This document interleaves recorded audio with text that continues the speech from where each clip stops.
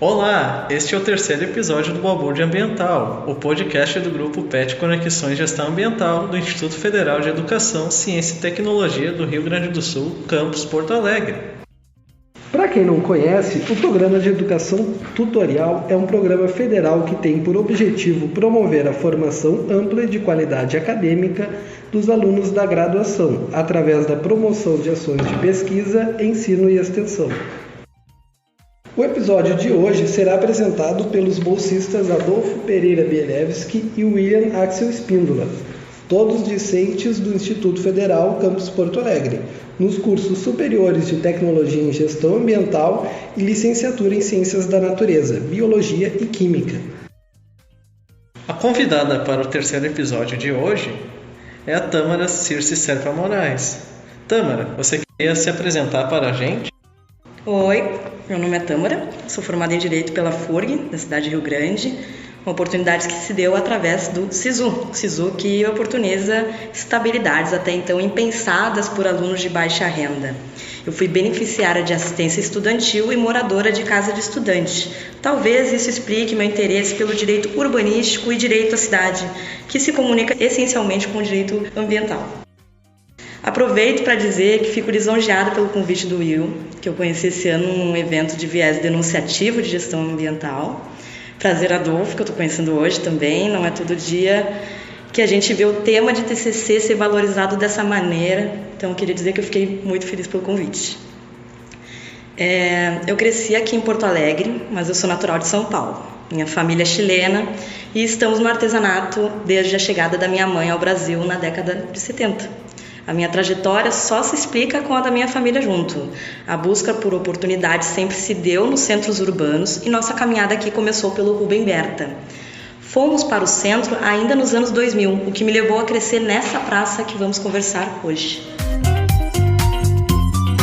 No episódio de hoje, iremos conversar um pouco sobre o tema do artigo desenvolvido para o TCC da Tâmara. O seu TCC, intitulado Como a implementação da Lei de Emergência Cultural Aldir Blanc na Feira de Artesanato da Praça da Alfândega, em Porto Alegre, foi desenvolvido na Faculdade de Direito da FURG sob a orientação do professor Dr. Marcelo Eibes Cafruni e tem como temas a Feira de Artesanato da Praça da Alfândega, em Porto Alegre, e a forma que a Lei Aldir Blanc é aplicada. Gostaríamos de agradecer a sua participação no terceiro episódio do podcast. E para começarmos, eu queria primeiro fazer uma pergunta básica, né? Que seria para a gente saber, né? Por que tu escolheu esse tema? Você poderia nos contar de que forma e por que tu escolheu esse tema? Sim. Eu sempre gostei de pensar na área das artes e na cidade em si. Quando eu escolhi trilhar os meus estudos no direito, eu achei que ia ter garantia de mercado de trabalho, né? Acho que eu comentei isso quando a gente se conheceu também. E poucas coisas me motivavam no curso, porque eu achava os estudos difíceis e tal, tinha dificuldade.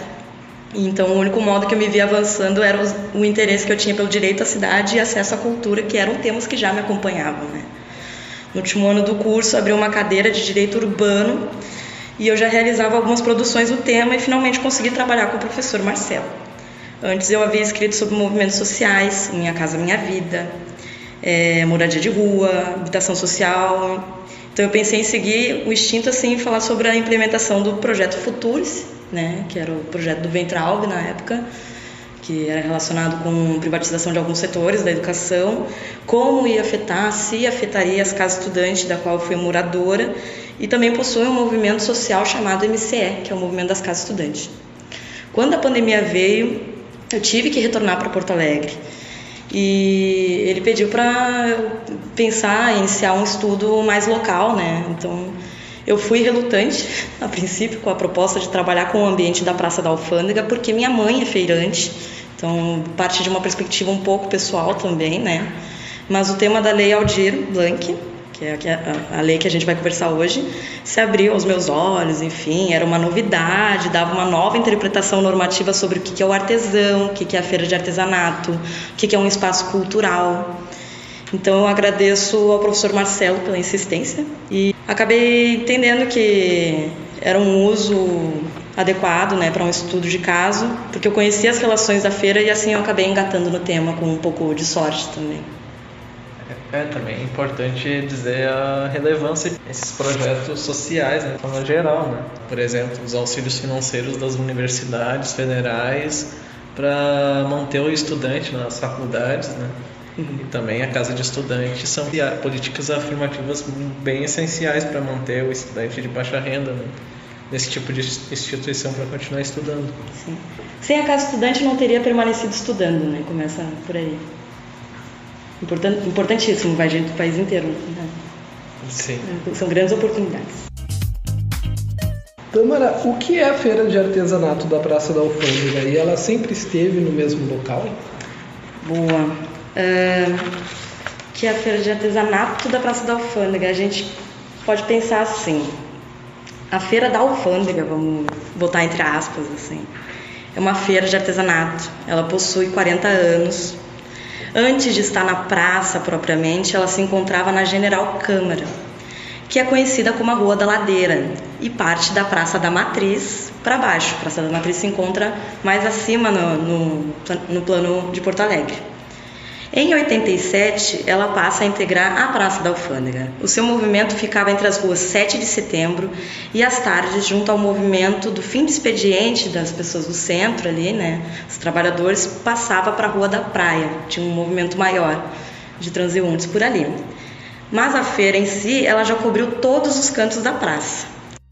Nos últimos anos, se estabeleceu, através de decisão da diretiva da feira, junto à SMIC, que é a Secretaria Municipal de Produção, Indústria e Comércio, na Rua Cassiano do Nascimento, que é a margem da praça, que comunica Andradas até o atualmente chamado Farol Santander, antigamente era o Santander Cultural. Esse trecho, a Rua Cassiano, é um caso muito curioso, porque não se tem a clareza se ele está incluso ou não no tombamento do sítio histórico das praças da Matriz e da Alfândega. Eu tenho aqui o número do processo, qual o número do tombo no livro histórico também, né? Não cabe aqui, mas vocês podem pesquisar, a gente pode deixar junto ali. Mas basicamente ele trata de informar o perímetro demarcado pelo IFAM, que menciona tangentes e linhas que circundam esse trecho, mas não dá a certeza se está incluso ou não. Tudo indica que não. Como foi crescer e conviver em meio a essa feira? Então eu adorei essa pergunta, bem de caráter pessoal. Minha infância foi bem bacana. Sempre tive uma estrutura familiar muito sólida, embora eu seja filha de mãe solo. Esse é um tema que se tornou recorrente, as pessoas falarem que são filhas de mãe solo e tal, que eu nunca enxerguei como desestruturante, inclusive como um privilégio. Ela sempre foi muito presente nos estudos dos filhos, né? Confiou o nosso crescimento também ao ambiente das feiras de artesanato. Em uma praça pública, vocês podem imaginar que o artesanato não é a única relação de negócio que existe.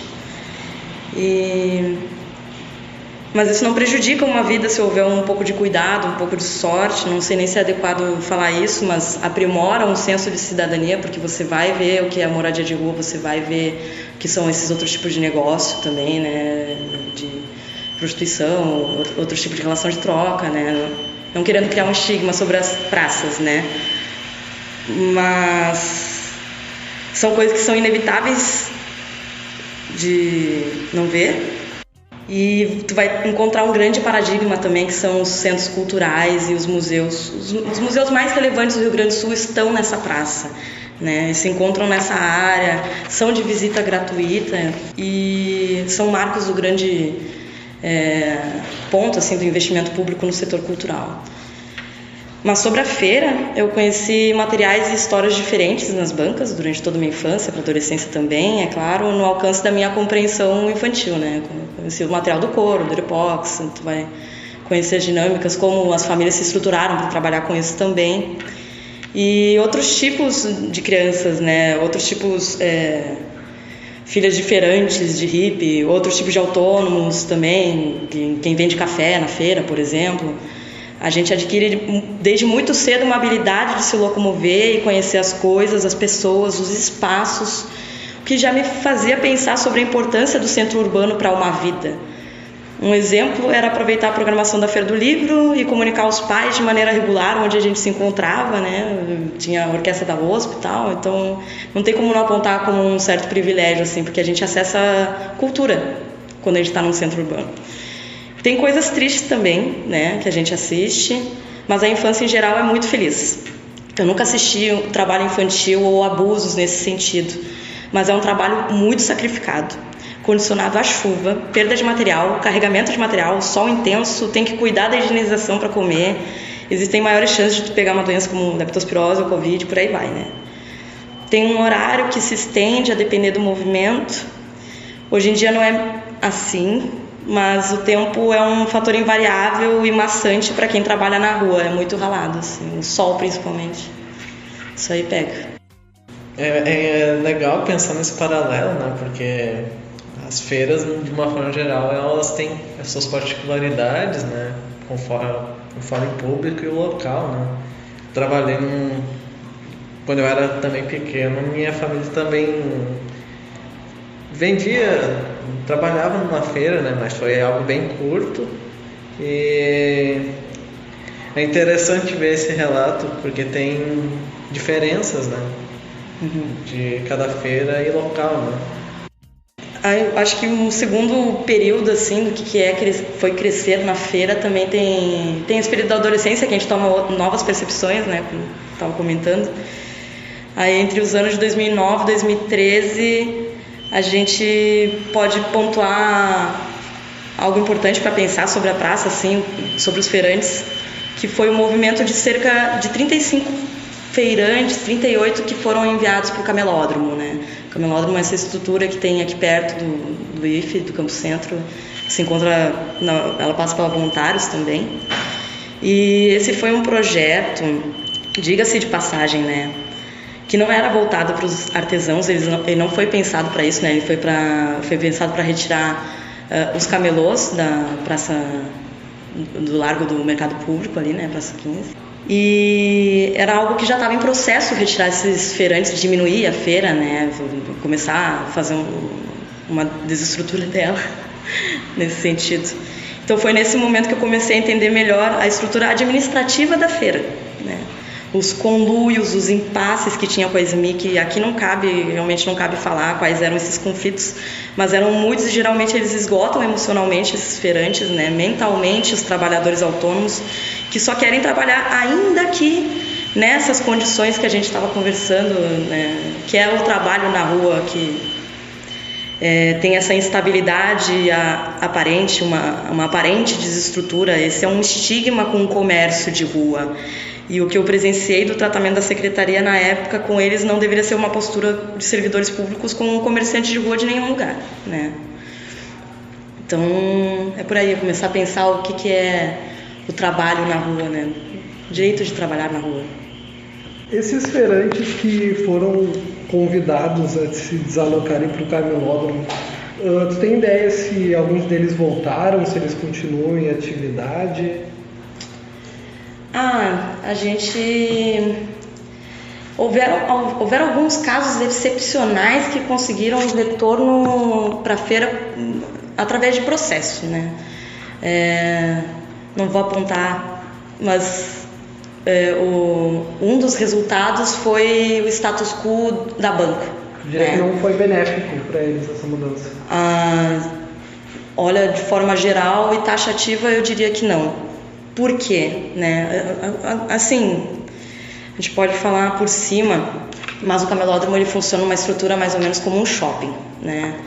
Você vai ter as pessoas pagando um aluguel em uma determinada área que vende de tal maneira, né? O camelódromo é assim, o pessoal aqui está escutando não está vendo, mas ele se compõe de 2 blocos, aí no primeiro bloco o pessoal paga um determinado aluguel e no segundo eles pagavam da mesma maneira, o mesmo valor, né?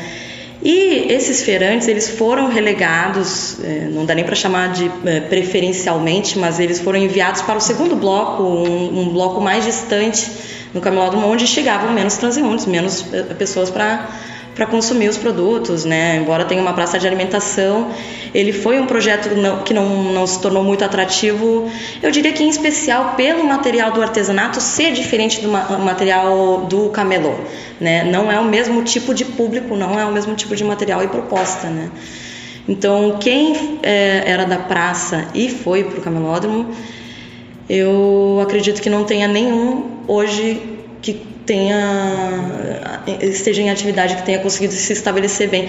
Inclusive, você encontra muitos ex-trabalhadores do camelódromo em uma situação precária de desestrutura, até de como expor o material na rua, né? Não é nenhuma questão de conseguiram retomar os seus espaços na rua, não, foram para a rua, tiveram que ir para a rua, né? Levar os artesãos para lá foi uma espécie de puxadinho de uma ideia, né? Ele realmente não tinha sido pensado com esse objetivo. Acho que é isso que eu posso te apontar, assim. Pois é, porque à primeira vista, assim, a impressão que eu tenho é que a feira de artesanato ela não está ligada tanto ao utilitarismo, né? A pessoa vai num shopping pensando em comprar alguma coisa específica.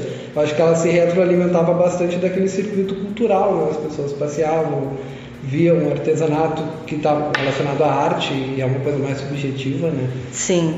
Realmente não faz muito sentido alocar num local fechado como um camelódromo. Sim, ainda que fosse uma casa de artesanato específica para isso, mas uma feira de artesanato, ela justamente sobrevive com o apoio popular e com o interesse das pessoas em fazer esse movimento que você mencionou, né? Ela é viva, né? Ela é viva, ela é um organismo no espaço público que vive desse passeio pelo centro cultural, pela ideia de eu vou comprar um artesanato porque isso me remete a não sei eu tenho memórias desde a infância, da adolescência, de ir no centro e passar pela feirinha e eu olhava alguma coisa e acabava consumindo alguma coisa, mas ela fazia parte desse roteiro de ir ao centro, de ir ao gasômetro, de ir à casa de cultura e passar por ela.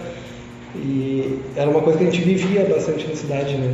E vive ainda, porque ela está lá, né? Embora esteja sofrendo pressões desde muito tempo.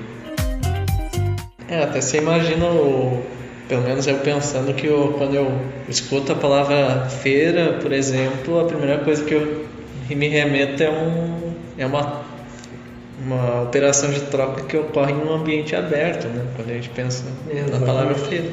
Já no camelódromo é um ambiente fechado, né? Shopping, como a Tâmara disse anteriormente. É a proposta, né? É centro comercial de compras e se encerra ali. É diferente mesmo. Vamos ver a dinâmica de relacionamento do cotidiano do centro da cidade com a feira. Quais as principais mudanças nessa relação, de suas memórias para os dias atuais? Então, a feira já teve um público. Hoje em dia, no máximo, você percebe alguns clientes fiéis a algumas bancas. Ela envelheceu... Eu posso dizer que ela envelheceu mal em um processo gradativo, desestruturante, que a gente está conversando aqui, né?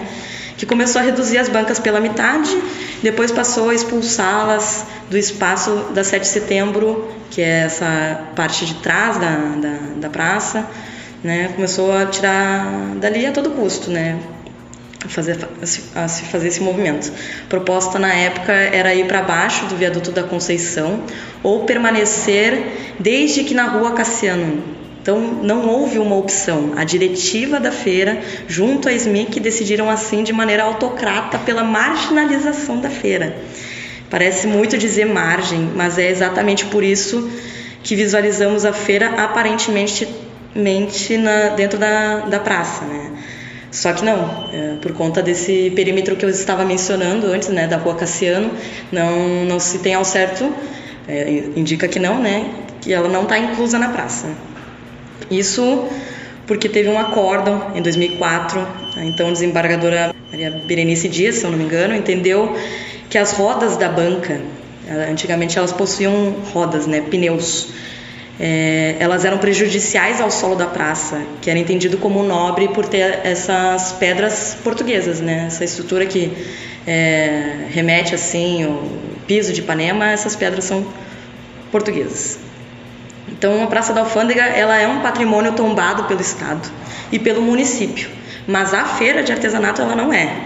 A feira como um todo, por muito tempo quis permanecer na 7 de setembro, e no meu TCC eu tentei fazer um apanhado, um levantamento de quais esses projetos e monumentos formariam um conjunto relevante que daria significado para a praça. Você antes falou um roteiro, né, de passeio. Tudo isso é um conjunto, né? Um deles foram as escavações arqueológicas realizadas em 2006 pela equipe chamada Neocorp.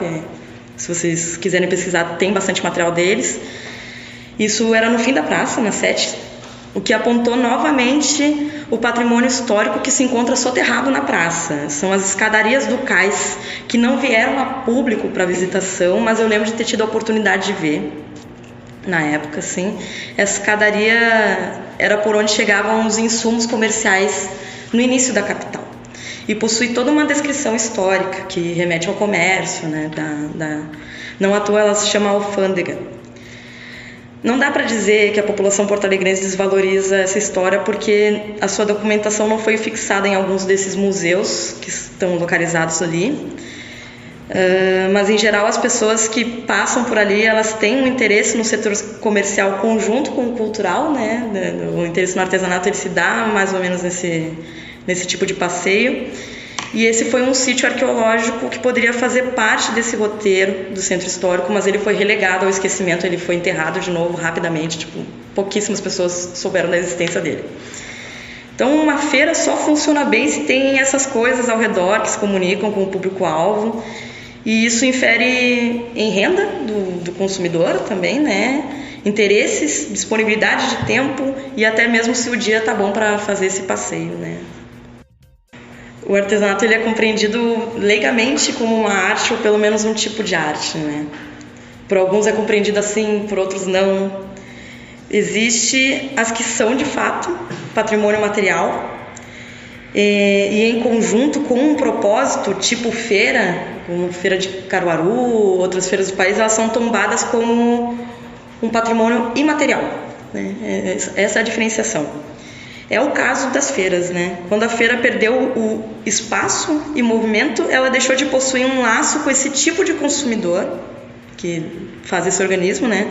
Isso somado a alguns fatores como o encerramento dos cinemas de rua, havia vários nas Andradas, que foram encerrando com o tempo, assim, com os anos. E a implementação de cobrança para entrar no farol, eu diria que é um fator que chama atenção, assim.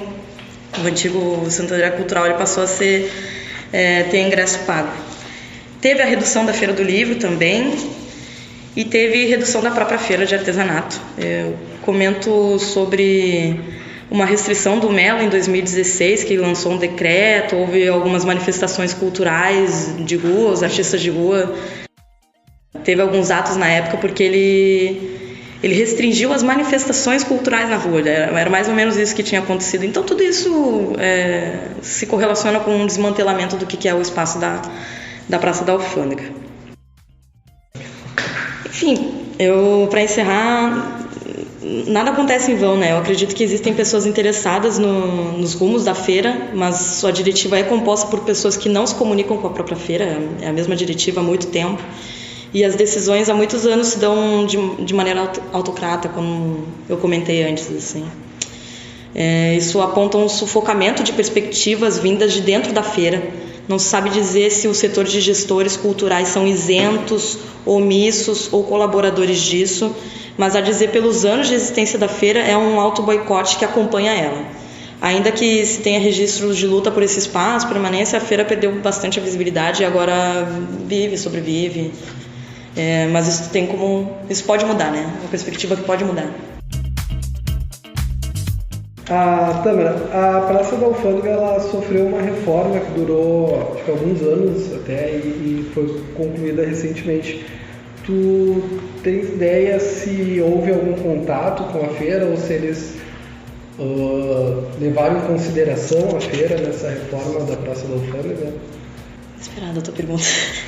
Esse movimento de reestruturação de algumas áreas da feira, a feira já estava localizada para Cassiano, né?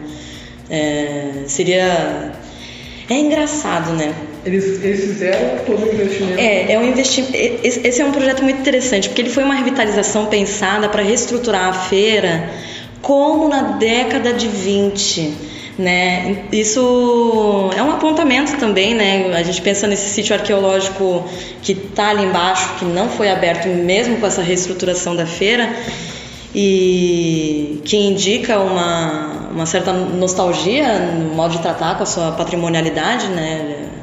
Uma reforma paisagística que abriu alguns espaços da feira, mas não pensou na feira inclusa dentro.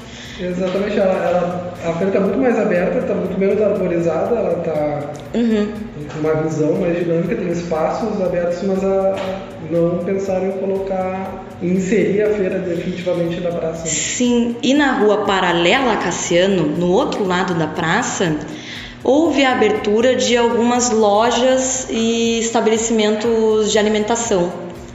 Né? Esse sim foi um projeto que foi pensado como um pequeno empreendimento para algumas pessoas. A feira ela foi consultada para alocar alguns espaços, mas ainda assim isso tira a caracterização do que é uma banca, né? A gente tem que pensar que durante essa época eles já estavam com um projeto de municipalização das bancas em andamento, que foi essa fixação das bancas em bancas de ferro. Então o município ele pontuou como é que a feira ficaria, né? As bancas antes elas pertenciam aos feirantes, né? Depois dessa reforma elas passaram a ser do município. Sim, eu percebi essa uniformização das bancas recentemente. Chegou a haver uma abertura para esses estabelecimentos mais fechadinhos, assim, que é outra proposta de negócio também, né?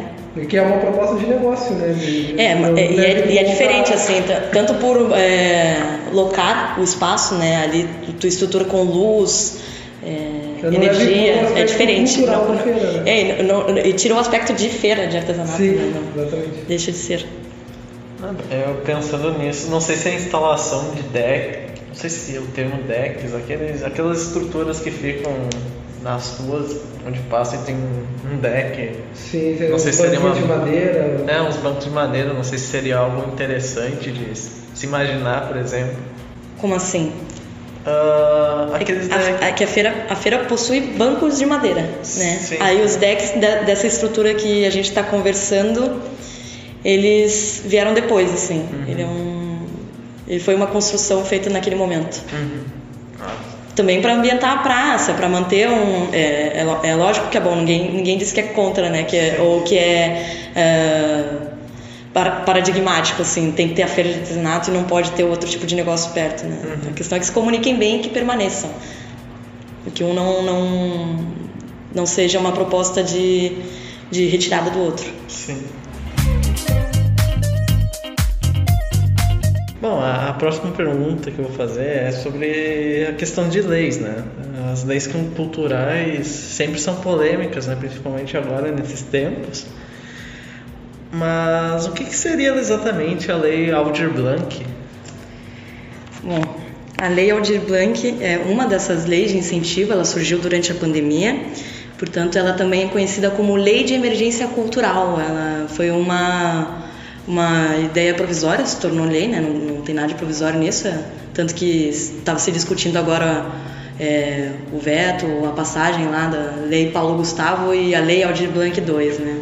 Mas isso é uma coisinha à parte, né? Agora que tu mencionou que as leis de incentivo são polêmicas, elas são mesmo, né?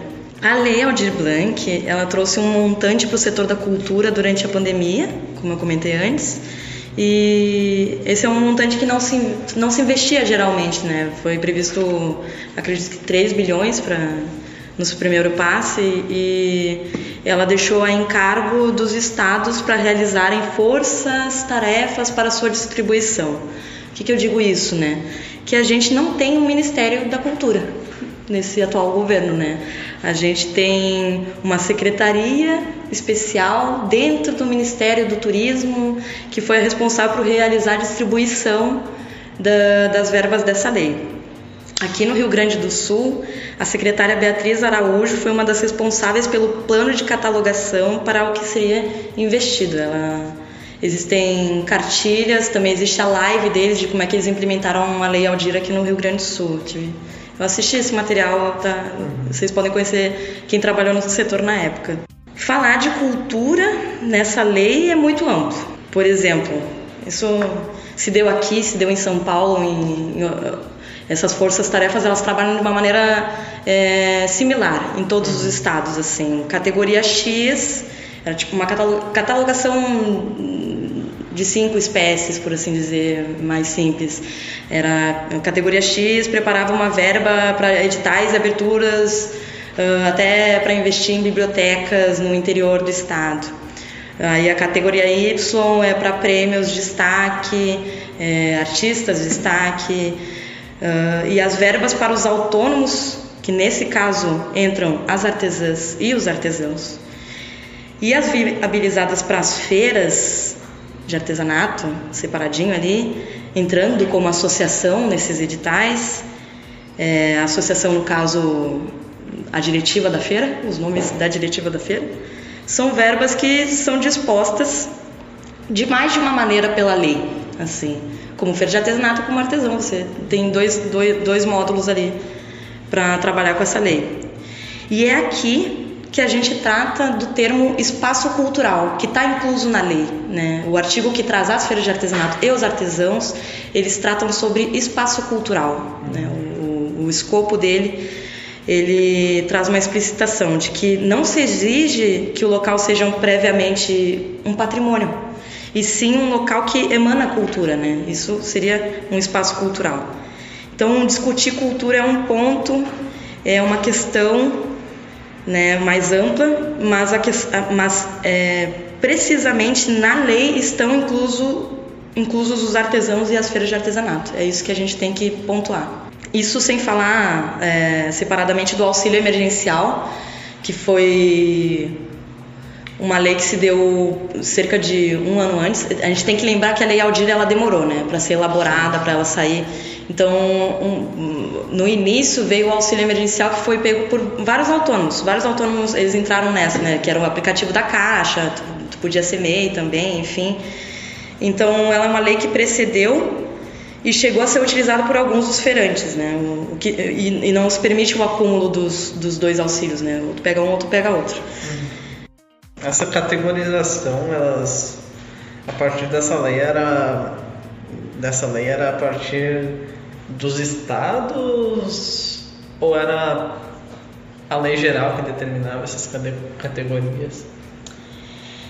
A lei, ela aponta quais podem ser os beneficiários dela, né? Mas ela deixou muito amplo, né? No caso, se eu não me engano, é o artigo 11, não sei ao certo, mas os incisos, dentre os incisos você encontra mais de 10, e dentre eles está a feira de artesanato e os artesãos. Então ela foi uma catalogação que teve que ser feita pelos próprios estados. Como ela veio de uma maneira muito amplificada, os estados, eles conseguiram se comunicar entre si e tornar, tem uma certa homogeneidade, tem um traço assim comum, acho que em especial em como São Paulo categorizou e o Rio Grande do Sul. A feira de artesanato da Praça da Alfândega é considerada como um patrimônio imaterial? Não, e esse é o problema. A Feira do Livro é sim tombada como um patrimônio imaterial no livro Tombo da cidade e pelo estado também. E a estrutura dela a gente pode chamar de feira itinerante, né? Ela se move, ela também se relaciona com o piso da praça, que a gente vai conversar, a gente conversou em outro momento, né? Ou no mínimo ela é tempestiva, ela dura um tempo ali e some todos os anos de outubro a novembro, que é importante para o movimento comercial da praça também, né? Da praça, quando eu falo praça, é a Feira da Alfândega, né? A Feira de Artesanato da Praça da Alfândega. Ou seja, ela tem o mesmo local de exercício, que é a Praça da Alfândega, e a Feira de Artesanato subsiste com ela, né? Porque é um período de maior movimento e rotatividade comercial. A Feira do Livro é compreendida no livro Tombo como bem cultural de natureza imaterial e constitui patrimônio cultural de Porto Alegre. Os pilares dessa catalogação poderiam servir para a Feira de Artesanato também. Só complementando, a Feira do Livro, ela ocorre muito essa divulgação, né, como produto. Então também ocorre que é divulgado, escolas são chamadas para visitar a feira, né? Tem algum tipo de incentivo para a feira de artesanato nesse sentido? Não necessariamente, mas para os demais públicos? Eu acho que como um roteiro mais local, como eu poderia dizer, a Feira do Livro ela já foi compreendida como a maior feira do livro da América Latina, né? Então ela é um grande evento, ela é um evento, né? Começa justamente por ela ser tempestiva, ela é um grande evento que caracteriza um momento do ano cultural na cidade. Agora houve um novo projeto, estão implementando a Noite dos Museus. Os museus estão sempre abertos, mas existe uma noite que lota, né? Porque tem uma grande divulgação, justamente, né? Então, falar de publicidade e as feiras de artesanato, eu acho que existem vários tipos de conversar sobre isso, desde o tipo de feirante que tem acesso a mídias e como ele divulga esse trabalho. O que a própria prefeitura, o próprio município faz pela divulgação desses espaços, né? Porque a gente vai ter novidade em tal espaço da cidade relacionada com a feira tal. Isso geralmente acontece com o Brick da Redenção, né? Vai ter um conjunto de artistas de rua e tal. A Feira da Alfândega tu vai conseguir pegar cartão com os feirantes dali. Geralmente tu vai encontrar os que divulgam o seu próprio material, alguns bem relacionados ali com o que são as mídias sociais, e outros não tanto, outros mais analógicos de fato, né? Residuais do movimento hippie. Eles não... Tem alguns que não têm celular, aí que tá, né? Mas o papel da prefeitura nisso é o mesmo, né? Ele deveria botar numa agenda, assim, né? Sim. Só que é uma agenda que se complementa desde que você deixe bonita a praça, né? Desde que você deixe ela assim, uma visibilidade, não é somente aparência, desde que você cuide da praça, né? Os próprios feirantes pagam pela segurança da praça. Isso é um detalhe que a gente começa a pensar como essa feira está desamparada em vários sentidos, né? Os próprios feirantes têm que pagar pela segurança dela, né? E aí tu vai ter um crescimento de moradores de rua durante a pandemia, né? Tu vai ter outros tipos de correlação ali, mas a questão é que ela tem alguns descuidos e falta incentivo, de fato, né? A publicidade é um deles. Essa falta de incentivo é recorrente, né? em todas as prefeituras, né? As administrações. Em todas as administrações, ou teve algum período que teve um incentivo maior? Eu acredito que sim, né? Se a gente pensa, a feira tem cerca de 4 décadas, né? Essa feira, esse caso em particular, eu acho excepcional a gente pensar numa feira de artesanato que está localizada no coração, no centro de uma capital, e que está relegada dessa maneira, né? Então ela já teve uma melhor comunicação, de fato. Eu diria que cada década, cada episódio é um. A gente pode falar de problemas de comunicação e o que foram coisas bem sucedidas de cada época, de determinada época, assim, né? Sim. Desde o que foi não ter conseguido ser patrimonializado junto ao IFAM, ao momento que, sei lá, né, passou pelos 4 cantos da praça, conseguiu lutar pela permanência de um espaço, perdeu feirante. Então, não é uma desestrutura só administrativa, né? É como a própria feira se movimenta, né? Então, a gente tem que pensar, a gestão cultural, gestor público, foi omisso ou não foi? Né? E isso não depende somente da ideia, uma gestão foi melhor que outra. Várias pessoas permanecem em seus cargos, né? Então, a feira tem situações que acompanham ela há muitos anos. Sim. Né? Incluso uma diretiva que não muda, né? São as mesmas pessoas. Você considera que caso tivesse ocorrido o reconhecimento da feira pelo IFAM, o acesso dos artesãos a essas verbas públicas seria mais facilitado? Sim, Sim, é isso que estava comentando antes. Você falou, gestão em tal época apresentou algo diferente. Então, assim, eu não sei dizer ao certo quando que esse diálogo parou, né? Mas em 2006 houve um contato direto da Artefan, que é a associação, com a agora já falecida arquiteta Briane Bica, né? Ela talvez tenha sido o maior nome no tema do patrimônio histórico e cultural no país da década. Ela foi um nome de prestígio, ela teve um papel fundamental nos trabalhos com o IFAM, com o Monumenta, que é um projeto relacionado com a Unesco, que também caracterizou uns 2 projetos relacionados com a própria Feira de Artesanato. Ela foi implementadora e coordenadora da Unesco no Brasil. Eu trouxe alguns detalhes sobre ela, uma figura muito interessante, foi muito importante, né? Só por esse documento, esse diálogo com ela, a gente já pode imaginar a disposição que a diretiva da feira tinha naquela época de ir atrás dessa provável garantia, tanto de patrimonialidade quanto eventuais verbas, né? Porque o esquema é se tornar patrimônio, entender que pode se tornar patrimônio, né? A composição da feira era um pouco diferente naquela época também. Infelizmente, tem gente que não se encontra mais conosco nesse plano, como a senhora Nelly Terezinha Soares. Ela era uma pessoa muito querida pela minha família. Eu gostaria de mencionar ela, que foi uma pessoa que dedicou a vida aos direitos da feira, assim. Ela lutou até o fim para que essa feira permanecesse protegida como fosse. Tendo em vista o impedimento da mobilidade da feira pela SMIC em 2016, a solicitação de nova análise pela IFAM seria viável? Então, na realidade, a feira não foi impedida de se mobilizar, mas a gente pode se utilizar dessa frase da pergunta para dizer que ela foi imobilizada, mais propriamente. Eu digo isso porque a feira, de fato, aceitou o projeto do município de retirarem as rodas das bancas, né, que a gente comentou antes, que eram pneus, e fixarem elas em outra rua, naquelas bancas de ferro. Entenda-se a importância concreta da diretiva da SMIC nesse processo de municipalização das bancas, que deixaram de pertencer aos feirantes. Antes elas pertenciam, passavam entre os familiares, hoje em dia não é mais assim.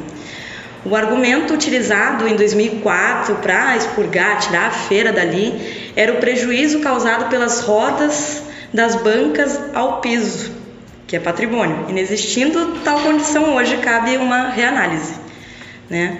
Embora o perímetro apontado pelo IFAM deixe dúvidas sobre a Cassiano Nascimento, como a gente conversou, as pedras mencionadas que se encontram no solo de toda essa área mencionada indiscutivelmente pertencem ao que é compreendido como a Praça da Alfândega, que são as mesmas pedras, né?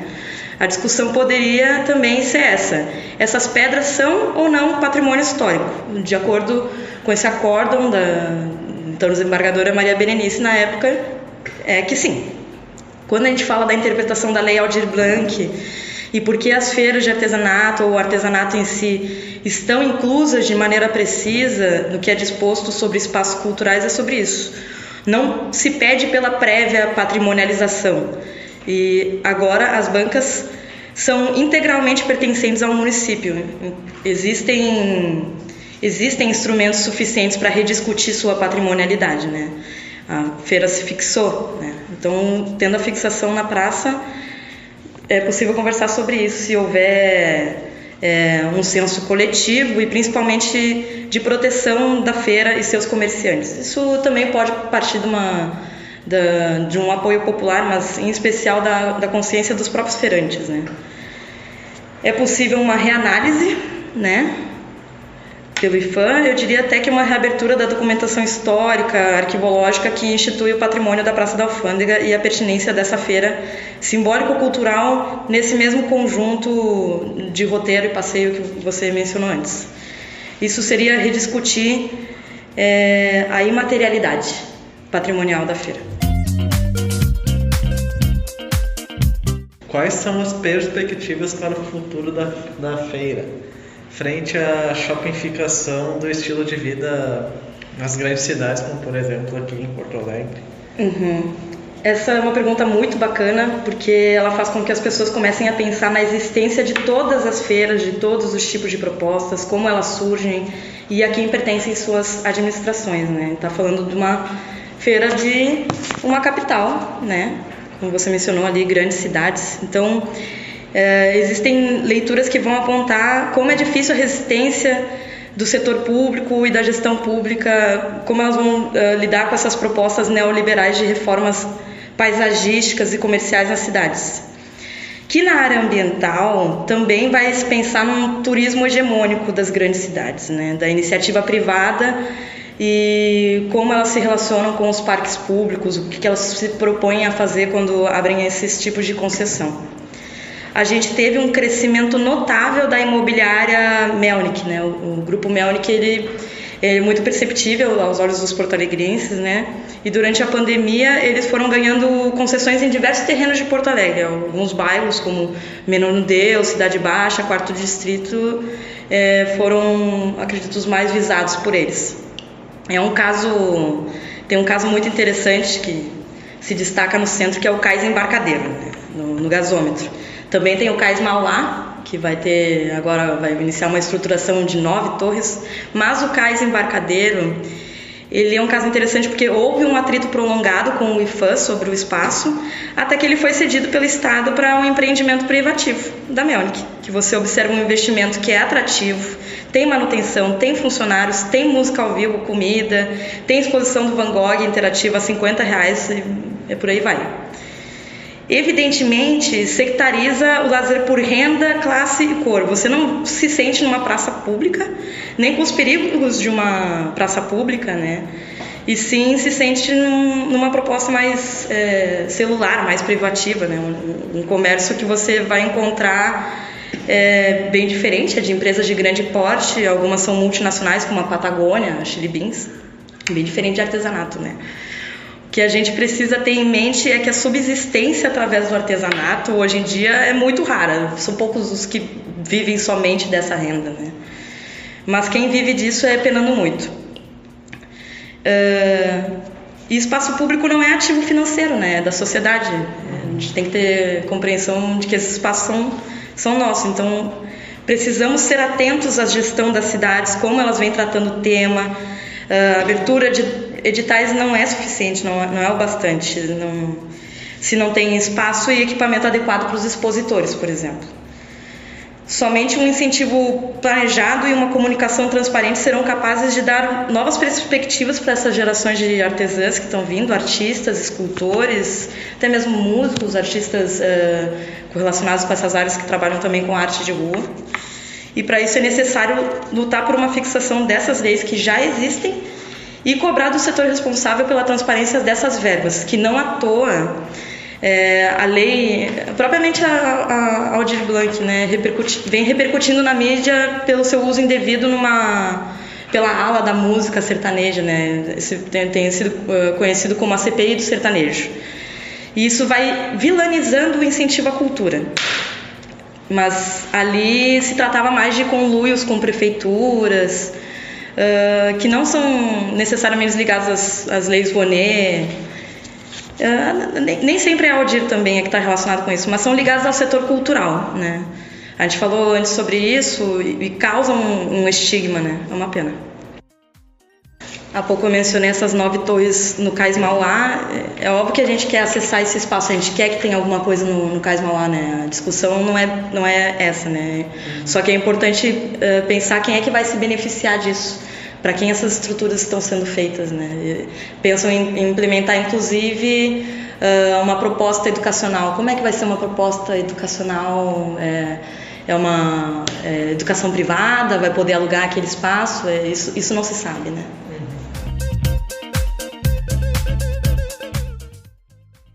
Esse aumento dessa iniciativa privada perante ao entorno da Praça da Alfândega tem tido um impacto? Não chega a ser uma pergunta ambígua, mas é difícil fazer uma análise disso, né? Porque existe a categoria iniciativa público-privada. Então, seria possível negociar esses espaços através de editais, né? A abertura de um comércio mais alternativo junto a estes, né? E, inclusive, essas empresas, essas multinacionais que eu mencionei antes, o espaço do Cais Embarcadeiro, inclusive, a gente pode pensar que a renda das pessoas que consomem ali são pessoas que geralmente têm dinheiro para comprar outros tipos de materiais, elas vão se interessar. Então, se torna também um organismo estruturante assim do que seria uma correlação de comércio para o consumidor, né? O que é desinteressante é privatizar o fator cultural, né? A gente estava falando antes da precarização do... Qual que você mencionou antes? Do multipalco? Não é o multipalco, o anfiteatro Pôr do Sol. Ele, por exemplo, é uma estrutura pública que foi sucateada e que as pessoas não assistem shows ali. Eu acredito que eu assisti um show lá, FIFA Fan Fest 2014, né? Mas suponho que tinha apresentações públicas ali, né? Agora também estão estruturando alguns quiosques de comida e bebida, e isso faz parte de uma ambientação mais bacana, assim, de passeio através de todo esse espaço do gasômetro, né? Existem várias coisas que estruturam um espaço cultural e que não são prejudiciais ao comércio, né? O comércio em si, ele se comunica entre si. Pode haver um espaço inadequado para o comerciante estar, pode não haver público em um espaço, né? Mas são outras coisas que tornam ele um passeio atrativo, né? Se você privatiza todas as áreas e não permite que hajam incentivos de apresentações culturais públicas, né? A Noite dos Museus, por exemplo, ela propôs que houvessem shows naquele espaço, naquele momento. Se houvessem mais shows, isso talvez fosse uma alternativa para o movimento da praça. Então não dá para apontar que elas são necessariamente prejudiciais ao comércio, né? Sim. O que a gente pode apontar é que os feirantes não são consultados corretamente, ou não é disposto de uma maneira viável a ida para esses espaços, a inserção deles como caracterizada como feira de artesanato mesmo, né? Que é diferente do que é um food truck, é diferente do que é uma feira que tem que pagar uma grande taxa para estar nela durante uma noite, né? É uma feira de artesanato fixa, né? A discussão sobre a Praça da Alfândega, sobre a feira de artesanato da Praça da Alfândega, é que ela é uma feira fixa. O outro comentário é em relação mesmo à subsistência, né, da feira do artesanato, né? Como tu disse anteriormente, além também dos feirantes, muitos já profissionais já estão tendo que viver da segunda renda, né? Principalmente atualmente por causa da crise que vem causando, né? Nesse caso esse é mais um comentário, né? Sim, quando a gente pensa nas leis de auxílio, é porque, volto a mencionar, né, é muito difícil o artesanato ser uma subsistência exclusiva das pessoas, né? Para muitos né? Mas hoje em dia é muito difícil você ver uma família que sobreviva do artesanato em si. Então os auxílios são essenciais.